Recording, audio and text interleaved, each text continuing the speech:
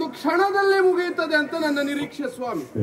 ಇಲ್ಲಪ್ಪ, ಇವರಿಬ್ರು ಮಾತಿನಲ್ಲೇ ಮುಗಿಸುವ ಲೆಕ್ಕಾಚಾರದಲ್ಲಿದ್ದಾರೆ. ಹಾಗಾದ್ರೆ ಆಡಿದ್ದೆಲ್ಲವೂ ಮಾತು ಅಂತ ಆಗ್ತದ? ರಸವಿಲ್ಲದ, ಸ್ವಾದ ಇಲ್ಲದ ಮಾತು ಮಾತು ಅಂತ ಅನ್ನಿಸಿಕೊಳ್ಳುವುದಿಲ್ಲ. ಕಿವಿಯಲ್ಲಿ ಕೂರ್ದಸ ಬಡಿದಂತ ಅನುಭವ ನನ್ನ ಪಾಲಿಗೆ. ಒಂದಾದ್ರೂ ಸತ್ಯದ ಮಾತ ಸ್ವಾಮಿ, ಸತ್ಯದ ತಲೆ ಮೇಲೆ ಹೊಡೆದ ಹಾಗೆ. ಅಬ್ಬಬ್ಬಬ್ಬಬ್ಬಬ್ಬ, ಇವಳು ಹೊಗಳುವುದು ಅವ ಕೇದಿಗೆ ವನದಲ್ಲಿ ಹೆಡೆ ಬಿಚ್ಚಿ ನಿಂತ ಸರ್ಪದಂತೆ ಹೀಗೆ ತಲೆ ತೂಗುವುದು. ಜೋಡಿಯನ್ನು ನೋಡುವುದಕ್ಕೆ ಚಂದ ಬಿಟ್ರೆ ಸತ್ಯ ಎಷ್ಟು ಉಂಟು ಅಂತ ವಿಮರ್ಶೆ ಮಾಡಬೇಕು. ಲಕ್ಷ್ಮಿ, ಕೆಲವೊಬ್ಬರಿಗೆಲ್ಲ ಹಾಗೆ ಒಳ್ಳೆ ಮಾತು ಅರ್ಥ ಆಗುದಿಲ್ಲ, ಏನ್ ಮಾಡುವುದು? ಕೆಲವರಿಗೆ ಒಳ್ಳೇದು ಕೆಟ್ಟದು ಭೇದವೇ ಗೊತ್ತಿರುವುದಿಲ್ಲ. ಆಡಿದ್ದೆಲ್ಲ ಒಳ್ಳೇದು ಅಂತ ತಿಳ್ಕೊಂಡ್ರೆ ಹೀಗೆ ಆಗ್ತದೆ. ಹಾಗಾಗಿ ತಪ್ಪಿದ್ಯಲ್ಲಿ ಅಂತ ತೋರಿಸ್ಬೇಕಲ್ಲ. ಹಾಗಾಗಿ ನಾನು ಇಳಿದು ಬಂದದ್ದು ಸ್ವಾಮಿ. ಯಾರೋ ಜಾರಿದ ಅಂತ ಹೇಳಿದ್ರು, ಅಲ್ವೇ ಅಲ್ಲ. ತಪ್ಪನ್ನು ಸರಿ ಮಾಡುವುದಕ್ಕಾಗಿ ಸುದರ್ಶನ ಮೈದಳೆದು ಬಂದಿದ್ದೇನೆ. ಸರಿ ಮಾಡಬೇಕು ಅಂತಂದ್ರೆ ಮಾತಾಡಿಸಬೇಕಲ್ಲ, ಮಾತಾಡಿಸ್ತೇನೆ. ಸುದರ್ಶನ,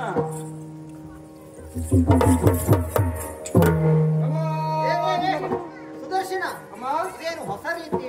ಯಾವ ರೀತಿ? ಪ್ರಥಮದಲ್ಲಿ ಅವರಿಗೆಲ್ಲ ನಮಸ್ಕಾರ ಮಾಡುವುದು. ಹೌದು, ಮೊದಲೆಲ್ಲ ಹಾಗೆ ಇತ್ತು. ತಂದೆಗೆ ನಮಸ್ಕಾರ, ಆಮೇಲೆ ತಾಯಿಗೆ ನಮಸ್ಕಾರ. ಕ್ರಮ ಅದು. ಹೌದು, ಇವತ್ತೇನು ತಾಯಿಗೆ ಮೊದಲು? ಅಮ್ಮ, ಅಪ್ಪನೇ ಆಗಿ ಕುಳಿತಿದ್ರೆ ನಮಸ್ಕಾರ ಮಾಡಬಹುದಿತ್ತು. ಅಲ್ಲ, ಹಾಗೆ ಕುಳಿತುಕೊಂಡಿದ್ದಾರಲ್ಲ, ಏನು ಅಮ್ಮನವ್ರ ಗಂಡನಿಗೆಲ್ಲ ನಮಸ್ಕಾರ ಕೊಡ್ತೇವೆ ಅಂತ ನಮ್ಮ ಪದ್ಧತಿ ಇಲ್ಲ. ಅಮ್ಮನವ್ರ ಗಂಡನಿಗೆ ನಮ್ಮ ನಮಸ್ಕಾರ ಇಲ್ಲ. ಯಾರು ಅಮ್ಮನವ್ರ ಗಂಡ? ಅಮ್ಮನವ್ರ ಗಂಡ ಅಲ್ಲ, ಅದು ಎಲ್ಲರೂ ಹಾಗೆ ಅಲ್ವಾ? ಯಾಕೆ? ಇವತ್ತಿನ ಪ್ರಸಂಗದಲ್ಲಿ ವಿಶೇಷ ಪಾತ್ರ ಅವರದ್ದು. ಹೌದಾ? ಹೌದಮ್ಮ. ಯಾಕೆ, ಏನಾಯ್ತು? ಎಲ್ಲಿ ಲೋಪ ಆಯ್ತು? ಎಲ್ಲ ತಪ್ಪಿದ್ರಿ ಅಮ್ಮ. ನಾವು ತಪ್ಪಿದ್ದ? ಅದೇ ಹೇಳಲಿಕ್ಕೆ ನಾವು ತಿಳ್ಕೊಂಡಿದ್ದು ನೀ ತಪ್ಪಿದೆ ಅಂತ ಹೇಳಿ.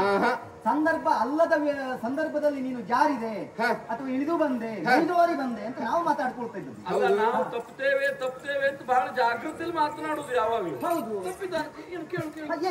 ಹಾಗೆ ಮಾತು ಮೇಲೆ ಸ್ವಲ್ಪ ಭರವಸೆ ಇಟ್ಟು ಇನ್ನು ಮುಂದಾದ್ರೂ ಮಾತಾಡಿ. ಯಾವತ್ತು ಅಂಜಿಕೆಯಲ್ಲೇ ಮಾತಾಡ್ಬೇಡಿ, ಹೀಗಾಗಿ ಹೋಗ್ತದೆ. ಓ ಹಾಗೆ ಬೇಡ ಅಂತ.